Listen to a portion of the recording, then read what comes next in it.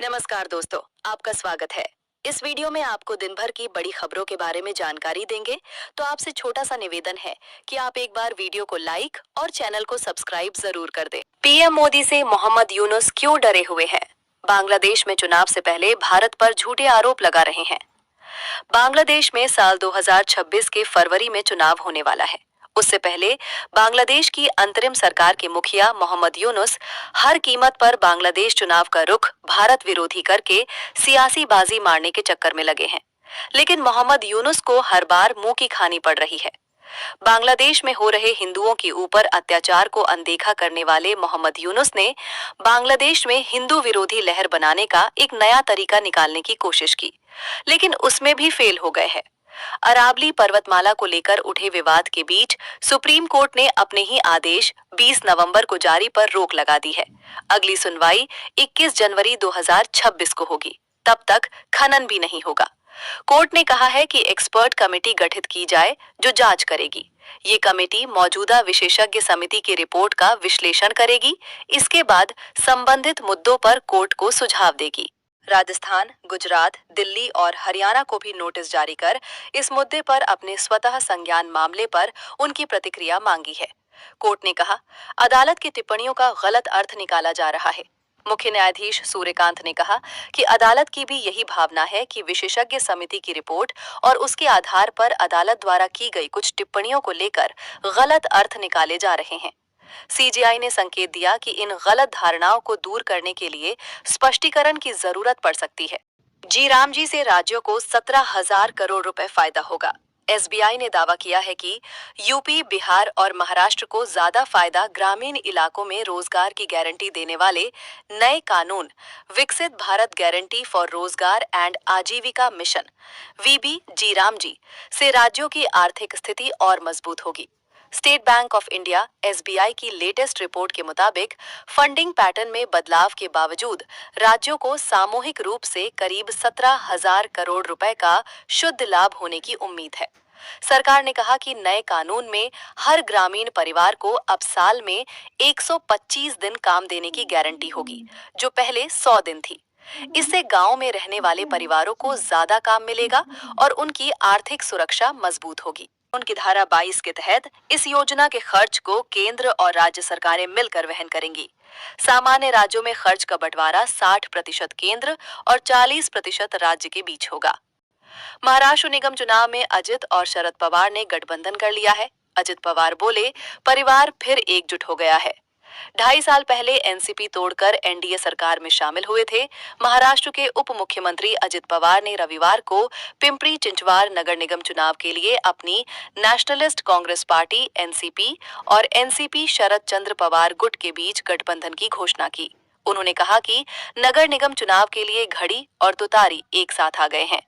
अजित पवार पिंपरी चिंचवाड़ में एक चुनावी सभा को संबोधित कर रहे थे। उन्होंने कहा, नगर निगम चुनाव के लिए उम्मीदवारों की सूची तय करते समय दोनों गुटों ने साथ मिलकर चुनाव लड़ने का फैसला किया है। प्रधानमंत्री नरेंद्र मोदी आगामी बजट पर विचार विमर्श करने के लिए प्रख्यात अर्थशास्त्रियों और क्षेत्र विशेषज्ञों से मंगलवार को मुलाकात करेंगे। एक वरिष्ठ सरकारी अधिकारी ने ये जानकारी दी। वित्त मंत्री निर्मला सीतारमण 1 फरवरी को 2026-27 का केंद्रीय बजट पेश कर सकती हैं।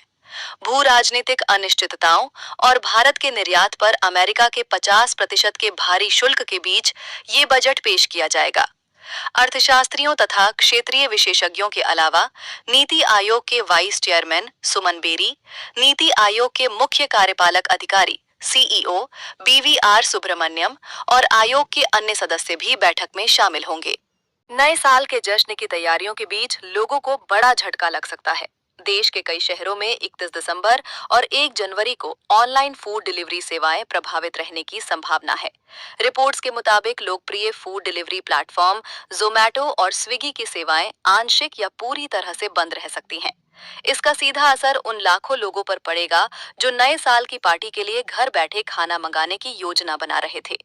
देश भर में खेल अवसंरचना में हुए सुधारों की सराहना करते हुए उत्तर प्रदेश के मुख्यमंत्री योगी आदित्यनाथ ने पिछले 11 वर्षों में खेल प्रतियोगिताओं में आए महत्वपूर्ण बदलाव पर प्रकाश डाला।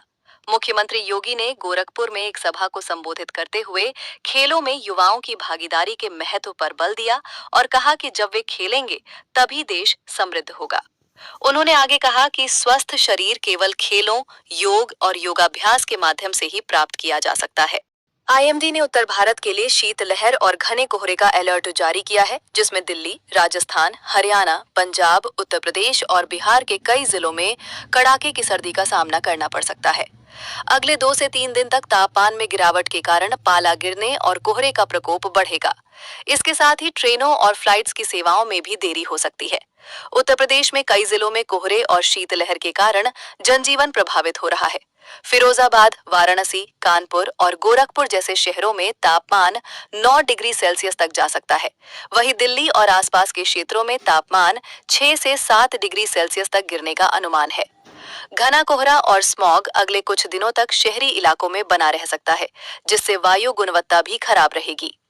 भारत की औद्योगिक विकास दर नवंबर में सालाना आधार पर बढ़कर 6.7% हो गई है, जो कि अक्टूबर में दशहरा और दीपावली जैसे त्योहार पड़ने के कारण कम होकर 0.4% हो गई थी।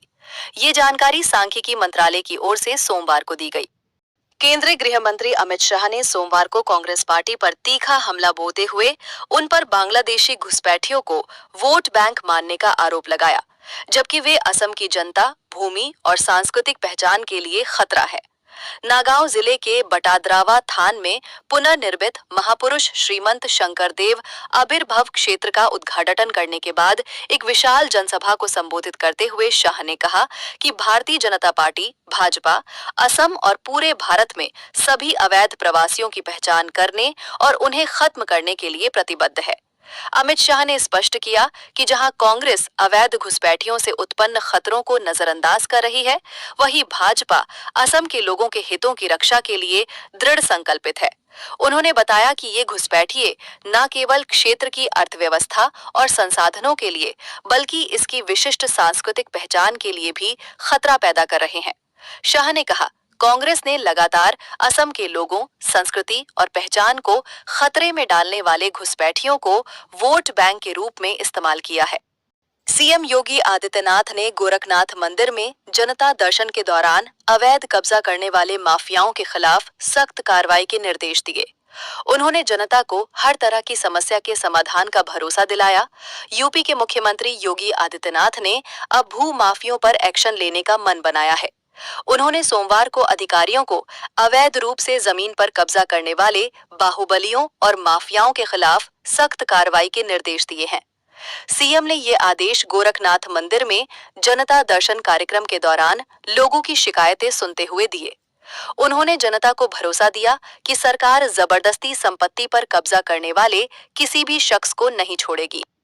पश्चिम बंगाल के मुख्यमंत्री ममता बनर्जी ने सोमवार को कोलकाता के न्यू टाउन में दुर्गा आंगन की नींव रखी।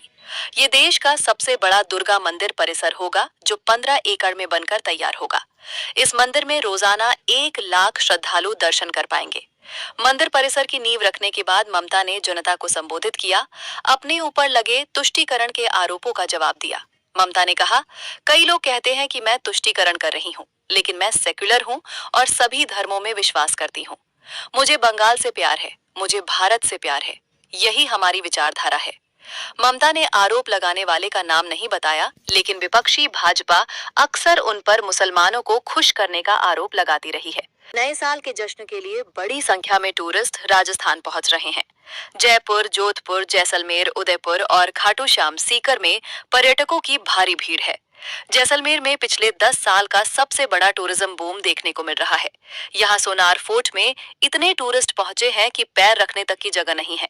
ऐसे ही हालात उदयपुर में हैं। यहाँ बोटिंग के लिए 2 घंटे से नंबर आ रहा है। उदयपुर में होटल के रूम का किराया 3 से 4 गुना तक पहुंच गया है। सीकर के खाटू श्याम जी में दर्शन के लिए भक्तों की भीड़ है। यहाँ 1.5 घंटे में श्रद्धालुओं को दर्शन हो पा रहे हैं। अलवर के सरिस्का में 5 जनवरी तक सभी सफारी फुल है। चांदी आज यानी सोमवार 29 दिसंबर को क्रैश हो गई। मल्टी कमोडिटी एक्सचेंज MCX पर 8% या करीब 21,000 रुपए प्रति किलो तक गिर गए।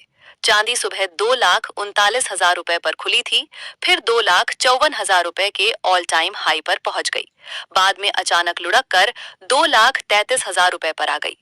एक्सपर्ट्स के मुताबिक तेजी से चढ़ी कीमतों में गिरावट की वजह जियोपॉलिटिकल तनाव कम होने के संकेत से लेकर टेक्निकल फैक्टर्स है। मार्जिन बढ़ना भी एक वजह है।